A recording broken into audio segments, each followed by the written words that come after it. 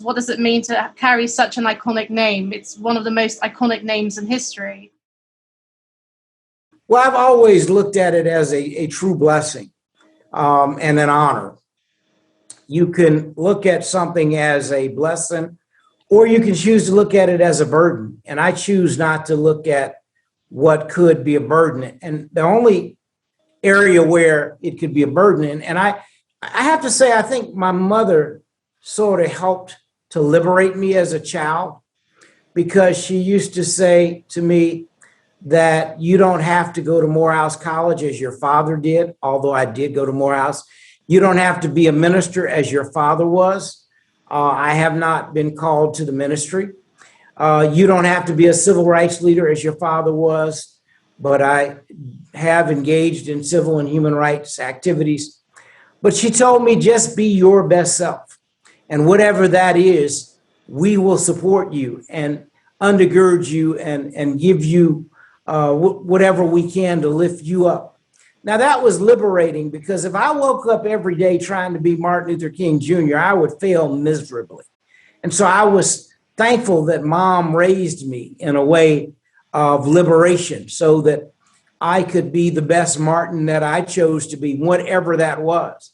I ran for public office some years back and served for 7 years in public office. Dad never ran for public office, although he supported policies that public officials passed. What kind of impact has that made on you? And do you remember having any conversations with those people who admired your father so much, all of those presidents? Do you have any memories of conversing with them as a child? Well, I've had conversations with Harry Belafonte, particularly over the years when he's been in and out of our home. And when my mother's and team started the Martin Luther King Center, he was involved initially. And, the work that he has done is absolutely amazing in terms of creating opportunities for young people to do positive things in the world. And over the years, I've talked to a number of different people, but I was talking about him. Now, of course, Ambassador Andrew Young is one of those who's been close to our family. When Dad first died, Dr. Abernathy was his closest friend, and he was the vice president of the organization and ultimately became the president of the organization. Dad served as president of the Southern Christian Leadership Conference. And so all of those gentlemen, there were a number of them who worked with Dad, we interacted with over the years. And certainly at some point last year, the late, great John Lewis and Dr. C.T. Vivian, both persons who worked in conjunction with Dad. Dr. Vivian was such a prominent figure in the movement, and he passed on the same day that John Lewis passed. But those gentlemen, I had an opportunity to work with, and many, many others. This past year has been extremely difficult worldwide due to COVID, but also because of the Black Lives Matter protests worldwide, due to police brutality and the prominent murders of African Americans such as George Floyd and Breonna Taylor. What do you think your father would have said about this past year of protests, especially since it's now more than half a century down the line? And how do you think the US has progressed since your father's death? So I think my father would be greatly disappointed in the progress that does not feel like where it feels like we've not made the kind of progress that we should. Greatly disappointed. But he'd be also just as excited about the fact that there are a lot of young people who are engaged in all kinds of movements, from Black Lives Matter to the Me Too movement to the Parkland students.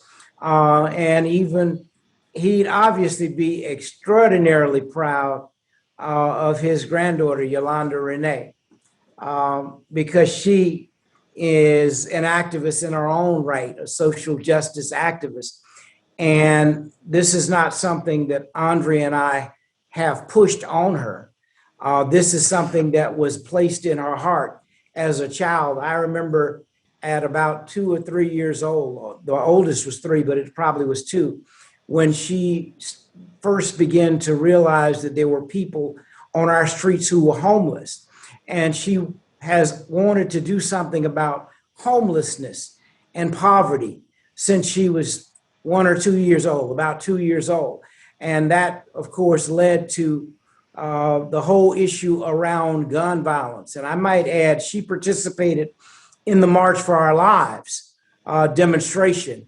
And it was not something that she came to after kids were killed or because kids were killed exclusively in Parkland, Florida at Douglas Stoneman High School. But it was before then. In 2016, we were invited to the White House by the Obama administration to see the bust of my dad that is in the Oval Office. And we told Yolanda at that time, Yolanda, you need to come up with a question for the president. And in 2016, before Douglas Stoneman High School and that tragedy where 16 or 15 kids were killed and a teacher, Yolanda's question to the president was, what are you going to do about the guns and gun violence in our society? So she already in her own mind had been thinking about this. And so it made it easy for her to be able to make, in a real sense, a maiden speech that she, in her own words, came up with.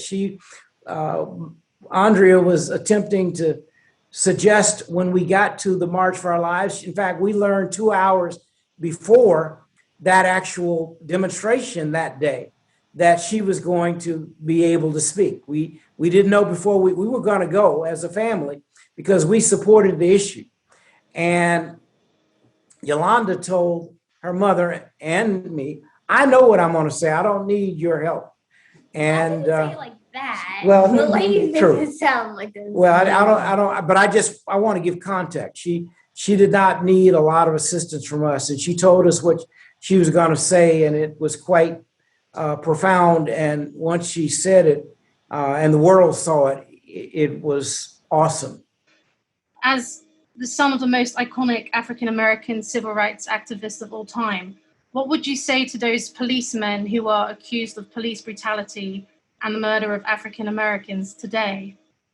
I would say that in the United States and really across the world, policemen have to be held accountable for what they do and how they conduct themselves.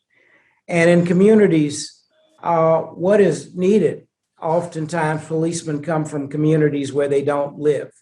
So when you live in a community, you know the community, the people know you, and maybe you treat people in a different way. The hope is, even though your job is to protect and serve.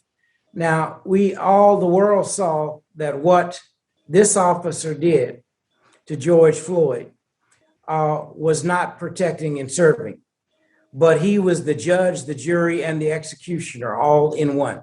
We saw tragically this man put his knee on the neck of a man who was calling for his mother. And yet this officer had no humanity. And so, policemen we all need from time to time, but we want policemen to be in the vein of serving the community, not coming to impart harm on a community. There used to be a way to apprehend suspects without killing them. Unfortunately, in the Black community, in the brown community, and communities of color, oftentimes when police apprehend suspects, it becomes fatal for the African American community. And very rarely are those officers held accountable. So in this trial, it is my hope that this officer is held accountable and prosecuted to the maximum degree of the law. I hope that is the outcome because, we all saw this happen. And you said that we all saw it. And I think also to expand on everything Martin said, I would also add to that, and now that we have saw that, what do we do with that? So, we are all waiting to see what happens in the court of law. But, last year, that single act, that single murder, if you will, it was the tinder that lit a fire, a global movement. There was not one continent that there was not some form of activist or protest based on George Floyd. And out of all of the signs that I saw over, the numerous days and over all the continents, my personal, the one that resonated so deeply with me was a sign with a woman that held up to say that when George Floyd called for his mother, when George Floyd called for his mama, all mothers were summoned.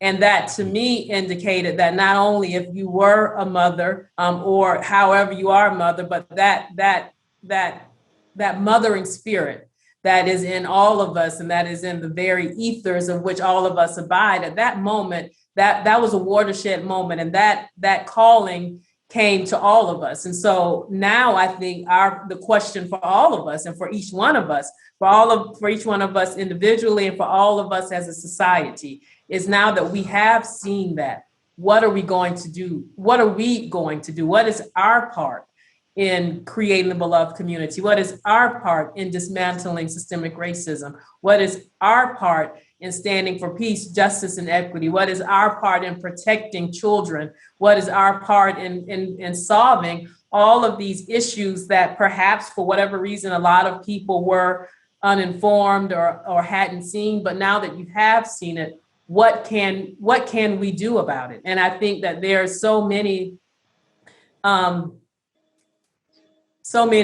good people out there, so many activists, so many young people that are really utilizing our voices and being activated in ways in which we haven't seen in years and decades.